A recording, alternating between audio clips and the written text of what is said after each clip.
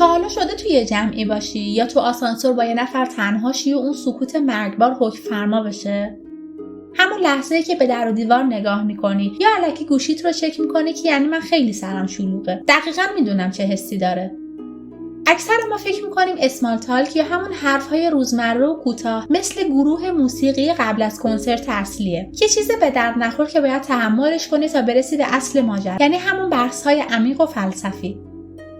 ولی بذارید یه حقیقتی رو بهتون بگم که شاید خوشتون نیاد.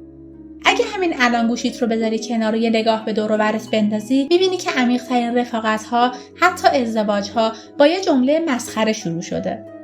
هیچکس همون اول نیومده بگه نظرت در مورد بحران وجودی انسان چیه. همه با هوا چقدر گرمه یا کلاس ساعت چنده شروع کردن. اما یه روشی هست که این مکالمه‌های کوتاه رو از حالت بازجویی خارج می‌کنه. نیازی نیست کاریزماتیک باشی، نیازی نیست جوک آماده داشته باشی. فقط باید یه مهارت رو یاد بگیری. مشاهده فعال. شاید اسمش شبیه درس‌های دانشگاه باشه، ولی قول میدم تا آخر این ویدیو زندگیتون توی جمع‌های غریبه عوض میشه. پس جایی نرید. خب، قضیه چیه؟ مشاهده فعال یعنی چی؟ ببینید، اشتباه ما اینجاست که فکر میکنیم طرف مقابلی شخصیت توی بازی سیمزه که منتظر ما دکمه‌های درست رو بزنیم تا حرف بزنه. نه. مشاهده فعال یعنی به جای اینکه تو فکر خودت باشی که وای الان چی بگم که باحال به نظر بیام، تمام حواست رو بدی به طرف مقابل، نه به حالش و چاکراش. به چیزای ملموس، کفشش، نوشیدنی تو دستش یا حتی اون نگاه خسته‌ای که هی به ساعتش میندازه. چرا این روش معجزه میکنه؟ 2 تا دلیل داره.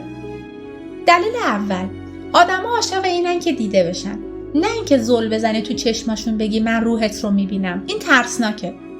اینکه حس کنن وجودشون توی اون لحظه اهمیت داره. دلیل دوم، این روش فشار رو از روی طرف برمی‌داره. وقتی از یکی میپرسی شغلت چیه یا برنامه‌ت برای آینده چیه، انگار داری مصاحبه استخدامی میکنی. طرف استرس میگیره. ولی وقتی یه مشاهده ساده رو میگی، فقط یه توپ میندازی تو زمینش که اگه خواست درش داره. بیایید بریم تو دل مثالهای واقعی. فرض کن تو کافه‌ای، نفر کناریت کتاب دستشه. 99% آدما میپرسن اسم کتاب چیه یا قشنگه؟ این سوالا فشار میاره. طرف باید خلاصه کتاب رو بگه یا نقد ادبی کنه. به جاش چی بگیم؟ نگاه کن به کتاب. اگه کهنه است، بگو به نظر میاد این کتاب خیلی سختی کشیده. معلومه حسابی باهاش زندگی کردی. تموم شد. تو یه مشاهده کردی. حالا اون یا میخنده میگه آره بار 3 میخونمش، یا میگه نه بابا دست 2 خریدم. در هر صورت یخ آب شد بدون اینکه سوال بپرسی. یا فرض کن توی یه مهمونی رسمی هستی، کابوس درونگراها. یکی رد میشه با یه بشقاب غذا که قیافش عجیبه. به جای اینکه سرت رو کنی تو گوشی، به بشقابش نگاه کن و با لبخند بگو اون مرغ یه جوری نگاه میکنه انگار هنوز زنده است و میخواد انتقام بگیره. اینجا شما سوال نپرسیدی، ولی یه فضای طنز درست کردی. طرف مقابل هم احتمالاً میخنده و گاردش باز میشه. قبل از اینکه بگم چطور این مهارت رو تمرین کنید، یه لحظه فکر کنید. آخرین بار کی یکی یه نکته ریز در مورد شما دید و بهتون گفت؟ حس خوبی داشت نه؟ اگه تا اینجا از ویدیو خوشتون اومده، اون دکمه لایک رو بزنید تا یوتیوب بفهمه این محتوا به درد بقیه هم میخوره. سابسکرایب هم یادتون نره که قراره کلی از این ترفندهای اجتماعی یاد بگیریم. خب، چطور از فردا این کار رو انجام بدیم؟ قدم اول، کاراگاه شو. وقتی میری بیرون، هدفون رو در بیار. به کفش آدما، به قاب گوشیشون، به مدل راه رفتنشون دقت کن. جزئیات طلا هستن. قدم دوم، بلند فکر کن، ولی مؤدبانه. نترسید از اینکه حرفتون عجیب باشه. اگه یکی یک کاپشن زرد جیغ پوشیده، نگو چقدر زشته. بگو عجب رنگ جسورانه‌ای. دمت گرم، من جرأتشو ندارم اینو بپوشم. این یعنی احترام همراه با مشاهده. قدم سوم، با سکوت دوست شو.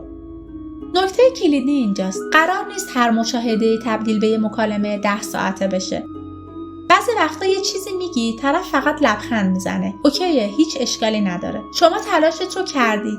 اگه نگرفت، میری سراغ نفر بعدی. هدف تلاش کردنه، نه برنده شدن. ببین رفیق، اسمال تالک برای تحت تاثیر قرار دادن بقیه نیست. برای این نیست که ثابت کنی چقدر باهوشی. فقط برای اینه که به طرف مقابل بگی هی من دیدمت، تو وجود داری و این برای من جالبه. همین تغییر کوچیک ترسناکترین محیط‌های اجتماعی رو براتون تبدیل به یه بازی تفریحی میکنه. حالا نوبت شماست. بهترین یا بدترین جمله‌ای که کسی برای باز کردن سر صحبت باهاتون استفاده کرده چی بوده؟ حتما توی کامنت ها بنویسید. همشو میخونم و با هم میخندیم. تا ویدیو بعدی خوب ببینید و خوب بشنوید. فعلا.